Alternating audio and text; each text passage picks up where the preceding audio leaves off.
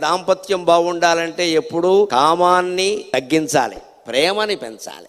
కామవాంఛతో ఎప్పుడూ దాంపత్యం బాగుండదు. కామవాంఛల్ని దగ్ధం చేయాలి, ప్రేమవాంఛల్ని స్నిగ్ధం చేయాలి, అప్పుడు దాంపత్యం బాగుంటుంది.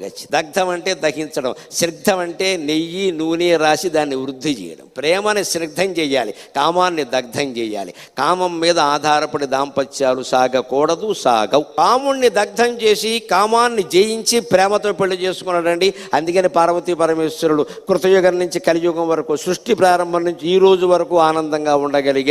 మనం అలా ఉండాలి అంటే కామాన్ని జయించాలి, ప్రేమని ప్రేమించగలగాలి, పిచ్చిని ప్రేమించాలి. కామవాంఛల కోసం అవి ఉంటాయి దాంపత్యంలో, అదొక భాగం. అది పెద్ద ఎవరు కాదన్నారు.